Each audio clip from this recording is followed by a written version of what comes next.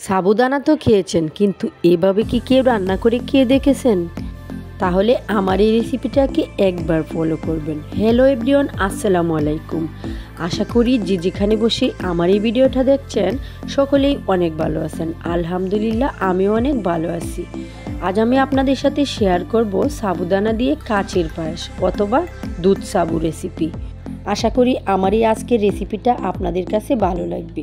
চলুন তাহলে দেখে নেওয়া যাক আমি এই দুধ সাবু রেসিপিটা কিভাবে তৈরি করে নিয়েছি।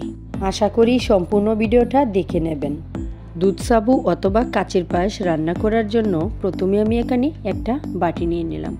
ছোটো সাইজের একটা বাটি মেপে নিয়ে নিলাম। এখানে আমি 100 গ্রামের মতো সাবুদানাটাকে আমি খুব ভালোভাবে 2 থেকে 3 বার পানি দিয়ে ধুয়ে নেব। ভিডিওর শুরুতে আপনাদের কাছে আমার একটাই রিকোয়েস্ট, যারা যারা আজকে আমার চ্যানেলে নতুন এসেছেন কিন্তু আমার এই চ্যানেলটাকে এখনও পর্যন্ত সাবস্ক্রাইব করেননি, প্লিজ আমার চ্যানেলটাকে সাবস্ক্রাইব করে দিয়ে আমার পাশেই থাকবেন। বেল বাটনটি অন করে রাখবেন যাতে করে নতুন কোনো ভিডিও ছাড়ার সাথে সাথে আপনাদের কাছে পৌঁছে যেতে পারে। আর যারা যারা এই কাজটা আগে থেকেই করে রেখেছেন তাদেরকে তো অসংখ্য অসংখ্য ধন্যবাদ। দেখতেই পাচ্ছেন এখানে আমি ফুটন্ত গরম পানিটা ব্যবহার করেছি। আর যেই বাটিটা মেপে সাবুদানা দিয়েছিলাম সেই বাটি মেপে কিন্তু এখানে আমি ফুটন্ত গরম পানি নিয়ে নিয়েছি। আমি একটা ঢাকনা দিয়ে ঢেকে 15 মিনিট সাবুদানাটাকে ভিজিয়ে নিয়েছিলাম। আর দেখে নিশ্চয়ই বুঝতে পারছেন সাবুদানাটা কতটা পরিমাণ ফুলে উঠেছে।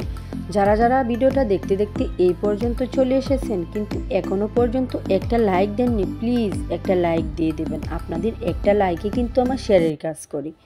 এবার আমি এই সাবুদানার মধ্যে দিয়ে দেব 2 চা চামচ চিনি। আর চিনিটা কিন্তু আমি এখানে ব্লেন্ড করে নিয়েছি আমার মাখানোর সুবিধার্থে। দিয়ে দিলাম এখানে 1 চা চামচ গরু দুধ। তারপর দিয়ে দিলাম এখানে সামান্য পরিমাণে লবণ। আপনারা চাইলেই কিন্তু এখানে নারিকেল কুড়াটাও ব্যবহার করতে পারেন। এটা হচ্ছে অপশনাল, হাতের কাছে থাকলে দিবেন, না থাকলে দিবেন না। আমার কাছে ছিল না তাই আমি ব্যবহার করিনি। আমি খুব ভালোভাবে হাতের সাহায্যে চিনি আর দুধের সাথে সাবুদানাটাকে মিশিয়ে নিয়েছি। এবার আমি হাতের মধ্যে সামান্য পরিমাণে একটু তেল মাখিয়ে নিয়েছি। তারপর আমি সামান্য পরিমাণে সাবুদানা নিয়ে এখানে 2 হাতের সাহায্যে গোল গোল রাউন্ড করে বল শেপের মতো বানিয়ে নেব। দেখে নিশ্চয়ই বুঝতে পারছেন আমি এটা কিভাবে বানিয়ে নিচ্ছি। আমি কিছুটা পরিমাণে এখানে সাবুদানার বলগুলো বানিয়ে নিয়েছি। চুলায় একটা কড়াই বসিয়ে এর মধ্যে দিয়ে দেব 1/2 কেজি পরিমাণে লিকুইড দুধ। দুধটাকে আমি খুব ভালোভাবে জাল করে নেব। দুধের টেস্ট বাড়িয়ে নেওয়ার জন্য এখানে আমি দিয়ে দিলাম 1 চা চামচ গরু দুধ। গরু দুধটা দিয়ে আমি খুব ভালোভাবে দুধের সাথে মিশিয়ে নেব। একটা সময় জাল করতে করতে কিন্তু দুধটা অনেকটা পরিমাণে কমে গেছে। এবার আমি এর মধ্যে দিয়ে দিলাম 2টা তেজপাতা, এলাচ আর দারচিনি। স্বাদের ব্যালেন্স ঠিক রাখার জন্য দিয়ে দিলাম সামান্য পরিমাণে একটু লবণ। যে কোনো মিষ্টি খাবারে কিন্তু লবণ ব্যবহার করলে খাবারটা আরও টেস্ট হয়ে যায়। এবার দিয়ে দিলাম স্বাদ মতো চিনি। চিনিটা দেওয়ার পর আরও 5 মিনিট দুধটাকে ভালোভাবে জাল করে নেব।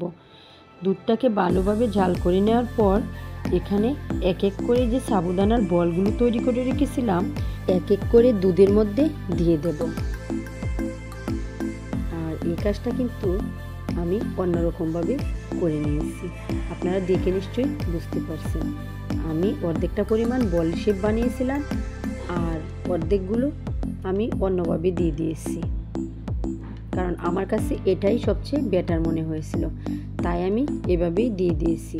5 থেকে 7 মিনিট জাল করে নেওয়ার পর চুলাটা আমি অফ করে দিয়েছি। আর একটুক্ষণ ঠান্ডা হওয়ার পর আমি এটা পরিবেশন করে নিচ্ছি। দেখে নিশ্চয়ই বুঝতে পারছেন এটা কতটা লোভনীয় হয়েছে। আপনারা চাইলেই কিন্তু ফ্রিজের মধ্যে রেখেও ঠান্ডা করে খেতে পারেন।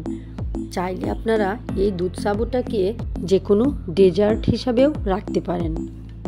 তাহলে আর দেরি না করে আজই বানিয়ে ফেলুন সাবুদানা দিয়ে দুধ সাবু অথবা কাচের পায়েস রেসিপি। চেষ্টা করেছি খুব সহজভাবে আপনাদের মাঝে শেয়ার করার জন্য। আশা করি আমার আজকের রেসিপি আপনাদের কাছে ভালো লেগেছে। ভালো লেগে থাকলে লাইক, কমেন্ট, শেয়ার করে দিবেন। হাজির হব আরও কোনো এক নতুন রেসিপি নিয়ে। সকলেই ভালো থাকবেন, সুস্থ থাকবেন, আমার জন্য দোয়া করবেন। আল্লাহ হাফেজ। আসসালামু আলাইকুম।